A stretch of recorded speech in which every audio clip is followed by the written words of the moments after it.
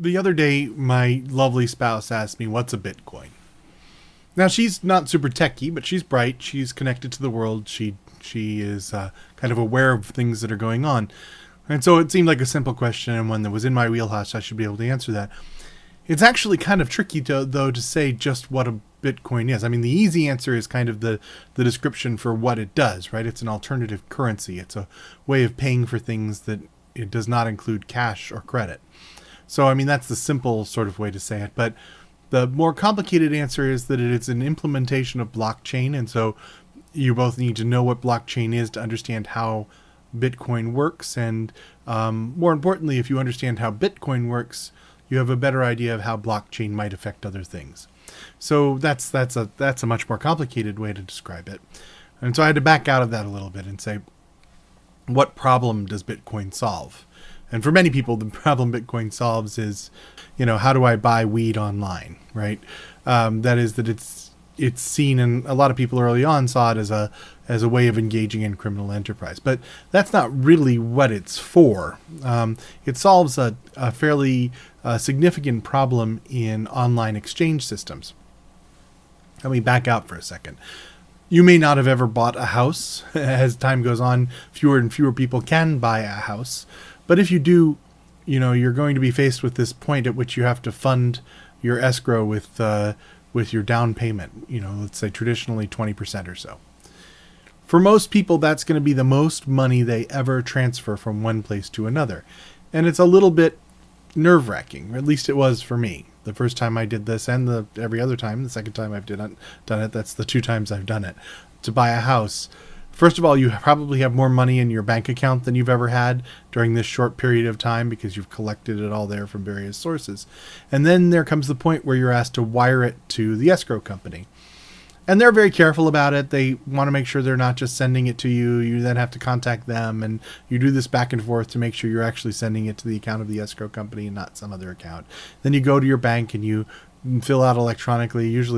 Traditionally, you went into your bank to do this, but now, you can do it from online. You fill out all your information and you hit, throw some tens of thousands or even more than that of dollars towards this other account. Go. Now, in my brain, it's like, how does that work? Do they go to the bank?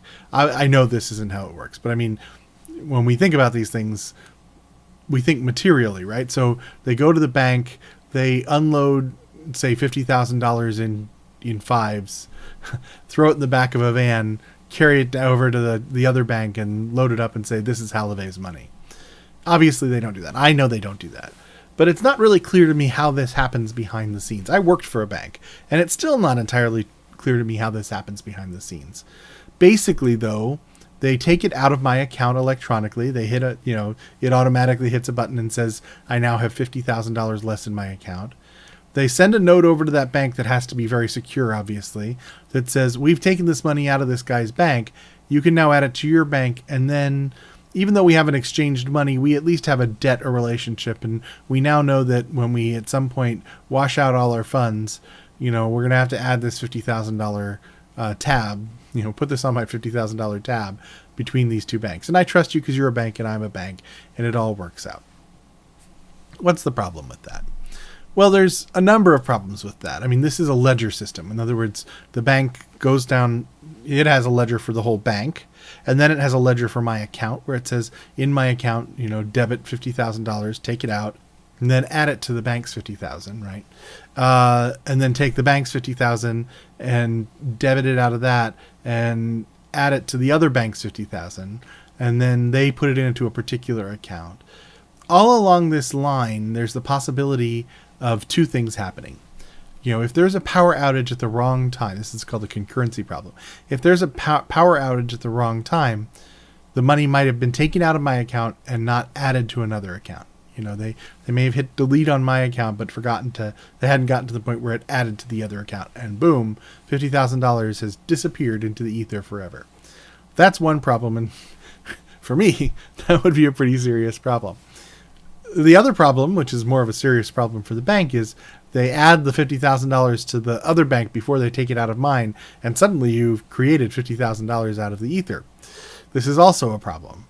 And the main problem with all of this is that you have each person, each group, each institution, each entity has this ledger that they have to adjust, and they all have to wash somehow, right? They all have to add up to the same thing. We've had ledgers now for 8 centuries at least, right? 7 centuries at least. This process of kind of double entry bookkeeping, where you kind of take things out and put it and make sure that it all balances at the end, right? But when you have multiple ledgers going, it gets to be a problem. And then add on top of that, it's not just the escrow company that needs to know. Other people need to know that transaction happened. The person I'm buying the house from needs to know. The escrow company, their escrow company needs to know. The mortgage company needs to know that it's been funded and that it actually has been funded. The federal government needs to know where this money is going and why I'm spending large sums of money on something that may be a house but could be a drug shipment or something else. So they want to track on all of this. And in order for them to do that, they have to go to this trusted entity, either my bank or their bank. And so there's a lot of trust that has to happen along the way here. All of that takes time and takes money. I actually have to pay people to make this process happen. And it increases danger to a certain extent. So that's a problem. All of this is a very complicated process with lots of intermediaries for no good reason. The whole reason for the escrow company in the first place is because we're transferring this piece of real estate, this piece of property, and we need to make sure that nobody gets caught holding the bag. So that whole process is even repeated at another level, this escrow process, where we have to have a trusted third party hold on to the money while we transfer the title of the house, and then they can release the money so that we don't, it's like that where you're crossing prisoners, a spy exchange where they're walking past each other and give the high five. You can't really do that with a house. You can't, say, I've got the title, here's the bag of money. You can't do that. So you have to have a third party company, third party escrow company step in and hold on to the money until the deal is complete. And that's not just there. Early on eBay, that's what you did. There was not enough trust on eBay that you could pay for something and know that they were going to send you the thing. Now eBay kind of covers that up to a certain degree, covers the amount, and says if they don't send you the thing, we'll ensure that process.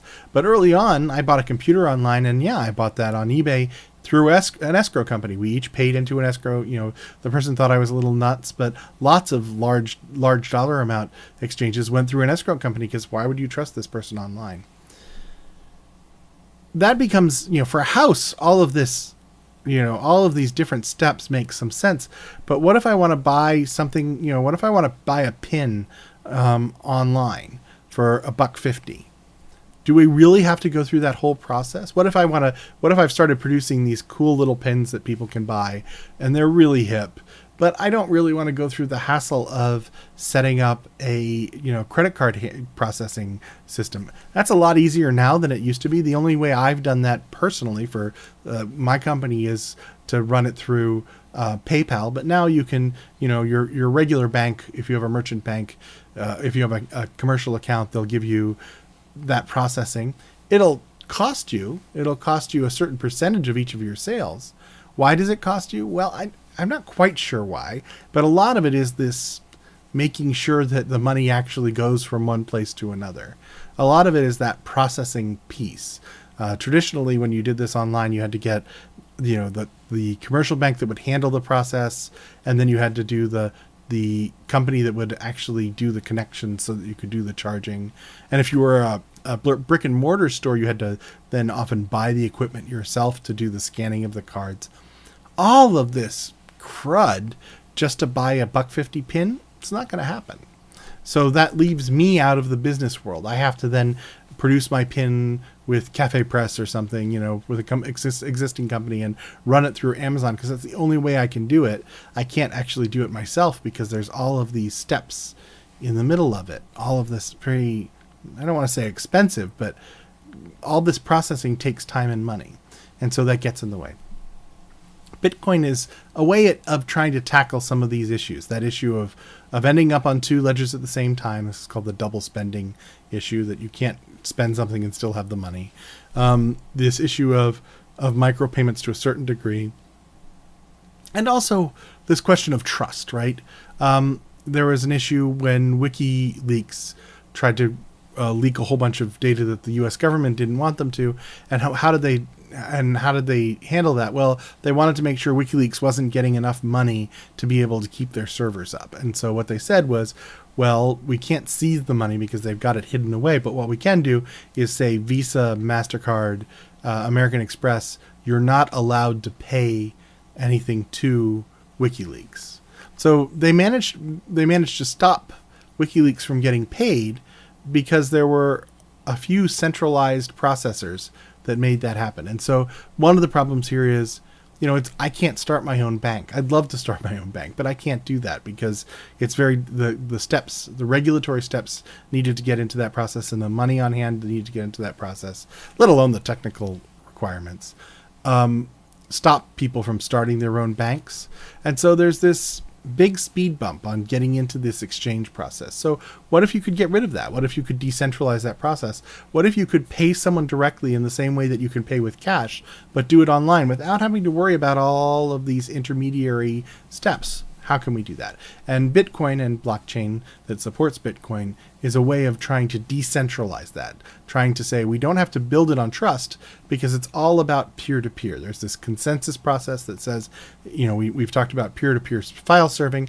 This is peer-to-peer trust around exchanges. And what it says is if most of the peers agree that this exchange has happened, it's a consensus process usually for these things, then it has happened. And so we all kind of agree on that. And so there's a bunch of now we start to get into the weeds about how you do that consensus process. But generally speaking, you get rid of the centralized processors. You don't need to trust that a Bank of America or a Bank of the Bahamas is a real entity. You don't have to trust them when they say that they're going to pay their bills because this process has all been distributed and it kind of registers it at the time. So let's talk a little bit about that process, and let's talk about Bitcoin in particular. So Bitcoin as an alternative currency was proposed as kind of I don't want to say a thought experiment, but it was put together as a paper by a guy named Satoshi Nakamoto. But Satoshi Nakamoto isn't a guy. It is maybe a group of people. It is maybe an individual. Nobody knows what it is because it's not real. So the person who wrote this up, we can say that, the inventor of the telephone was Elijah Gray, or Graham Bell if you want, but Elijah Gray, and we can say that the inventor of the light bulb or the radio or the phonograph, we can name those. But now when we go to the inventor of this alt currency of Bitcoin, which is now the most widely used alternative currency in the world, we have to go, it's this person that we will probably never know who they are, this anonymous person or group.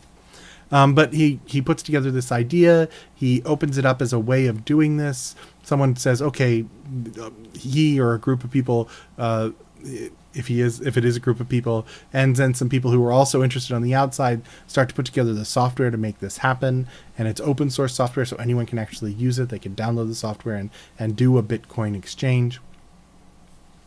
And over time, this kind of builds, and over a number of years, it gets bigger and bigger, and people start to trust it as a system. And for a while, more people, you could use Bitcoin in an ever increasing number of places. Now it's kind of shrunk back a little, so it's in this very liminal space where you can pay for some things with Bitcoin, but and there was a time when you could just go down to the supermarket and buy your stuff there with a version of Bitcoin, a card version of Bitcoin, but it hasn't kind of hit that mainstream acceptance. There is a Unicode, just like there's a Unicode symbol for the dollar sign and the pound sign. There's a Unicode symbol for the Bitcoin sign. So it does have, most people have at least heard the term Bitcoin, even if they've never bought or spent using a Bitcoin. So it has hit that saturation point, although there have been some issues that may have held it back a little bit. So what does this mean?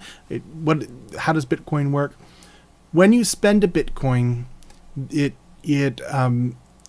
spends along this distributed ledger. You could think about it as a peer-to-peer database that says this person has spent this Bitcoin, and it is assigned to a new person. So that's all it is. It's this record, but instead of it being a record in my bank account, it's a record that anyone out there can read. And it's a record that maintains its integrity through a process called blockchain. And what blockchain does is it has blocks of data, and then it adds to that block of data by kind of taking a fingerprint of the former data and linking it up, this blockchain, chains of blocks. And you can't really, there's no efficient way right now to fake one of those or to change that ledger because of something called a hash, a cryptographic fingerprint that says this is the way it was and this is how it's linked to it. It's really, really difficult, which is to say nobody has done it yet, and theoretically nobody could, although that theoretically is always slightly dangerous, right? It's really, really difficult to falsify that chain. So what that means is that you can't really steal the money. You can't say something has been exchanged but hasn't. You can't do this, I've given you money, but now I still can spend that same Bitcoin, because it's very clearly publicly available that you have exchanged that Bitcoin from one user to another user, from one node to another node. Yeah, so that's pretty straightforward and simple. It's this kind of process of keeping a public record of how things have been exchanged. And because this is all automatic, and because it is public, and because it is distributed, because there's no central processor, this process could be used outside of Bitcoin as well. The blockchain has much wider implementations than just Bitcoin. So at this point, surprisingly, my spouse has not nodded off and asks, but why does it have any value at all?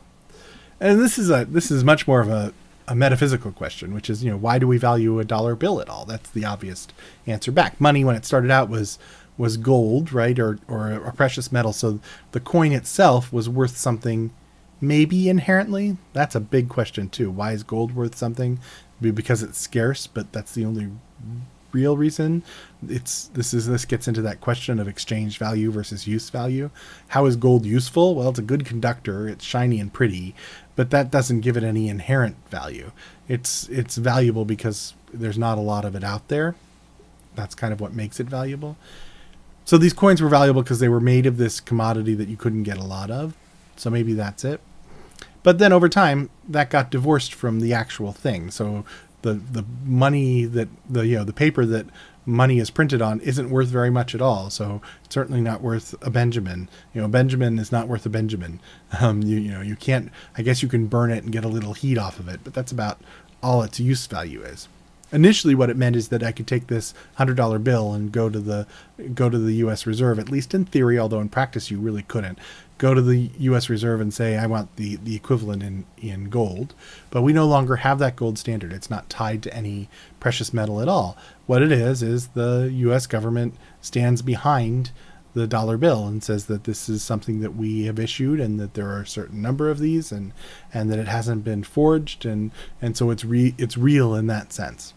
But it's real because, through fiat, through this process of saying this exists as a currency. I could just say, I could make Alex bucks and say, hey, take my Alex bucks. No one would really trust that. Why? Because no one trusts it. It's very circular. So why do people trust Bitcoin? Well, there's certainly no, the person who invented it doesn't exist. So there's no kind of centralized trust. But there is this distributed trust, which is everyone agrees how the exchange system works. So they agree that there's a certain number of these things. I won't talk about the mining process, but there is a process through which this money is created, but it is inherently scarce, I guess you could say. It takes a lot of energy, literally electrical energy, to produce these things. So the money itself is scarce. And there's a public record of how it's exchanged. So you wouldn't trust Alex bucks because I could just go print my own. But it's very difficult to print Bitcoins. And when they are printed, I can only spend them once. There's a limited number of them out there, and everyone knows how many there are and how they've been exchanged. So it is kind of inherently trustworthy. There's nothing special about Bitcoins except that a large number of people, somewhere in the range of 5 to 8 million people, have used them and trust them. So once they become trusted, then they are trusted. So that's pretty much it. It's kind of like, if you believe it's true, it's true. It's if we all think happy thoughts, it will stay afloat. But, and this is the scary part, that's as much true of the US dollar as it is of a Bitcoin. So given all that, okay, so people trust it, fine. they trust it because they know other people trust it. So that means it's not very anonymous. Well, that's sort of true. It is somewhat anonymous, and I think that people do use them for illegal exchanges. They use them in part because there is no central way to stop them from doing that. There's no central authority. And it can be somewhat anonymous in that the nodes are not necessarily associated with an individual person. They have it because they have a private key. It's kind of like having a box at the bank, but having no name attached to it. So you know that some person has access to that box, and you can see if people are putting money in and out of that box, and you know if it's being used for illegal uses or for legal uses. You can see which other boxes it's trading with. But that association between the person and the box is not explicit. And so it can be trickier to track down who belongs to what. We'll talk about this later, but there are ways to kind of, just as there are ways to launder money, there are ways to launder Bitcoin, and actually that can be more easily done than, in some ways, than it is with U.S. currency. So yes, it can be a way of getting away from centralized restrictions, at least, and also, to a certain degree at least, centralized surveillance of how you're using this money. So that's kind of Bitcoin as a process. But this process of having distributed databases, this peer-to-peer ledger system, is called blockchain. And blockchain can be used outside of Bitcoin. Of course, you could create your own Bitcoin, and there have been any number of other Bitcoins. There's been Litecoin. Someone started Dogecoin as a joke, and it ended up actually getting value and being used. None of these are as widely accepted as Bitcoin is, but that's one thing you could do. We could start our own netcult coin. It wouldn't be especially difficult. It's just not a lot of people would take it. So it would have to spread on its own in some way.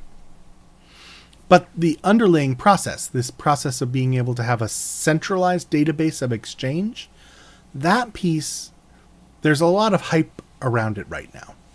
How much of that hype will actually deliver, I don't know. It's kind of, if you made a list of phrases you'd want to be hyped about, it's things like deep learning, AI, and blockchain gets thrown, automation and blockchain gets thrown in that long list of things that are hot right now. But one of the reasons people are excited about it is because this kind of need to exchange has increased over time. And some of the things people are saying on that long list would be Internet of Things. And one of the things people are saying is that when your fridge needs to order something from Amazon without you being involved, that whole process is going to require a level of trust and a level of kind of automated exchange that right now is difficult. And that blockchain can help with that. And it's not just buying and selling things that blockchain can help with. It's also sort of assigning ownership over things. It's tracking on documents. It's tracking on ownership of virtual things like copyrighted materials. It's tracking on who has been given certain permissions to use things, and then handing those permissions over to another person. So this kind of use of a distributed database is far broader than simply for the exchange of money, which is how it's being used for Bitcoin. More broadly, and especially when we talk about it in terms of the political and social and institutional potential impact of this, it is another large step away from centralized institutions. So, something like eBay and something like Amazon gets rid of the sort of middle distributive structure that traditionally, you might sell.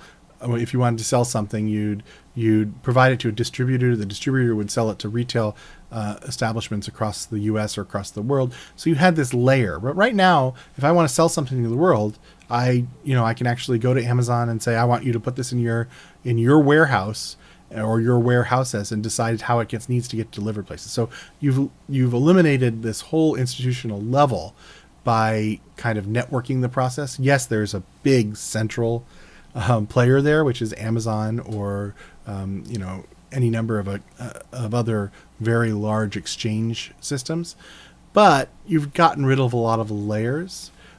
This process doesn't even have that central piece. It is peer-to-peer. And what it says is we can do this whole process without the need of banks and without the need of government. We can have money without banks and without government. And we can have other kinds of exchange without banks, without government, without escrow companies. All of this allows for the removal of a lot of that traditional centralized infrastructure. And so it moves us, if we're going to talk about a network society, having networked money and networked exchange is pretty central, which is a strange use of that word, but a pretty central piece of making that happen.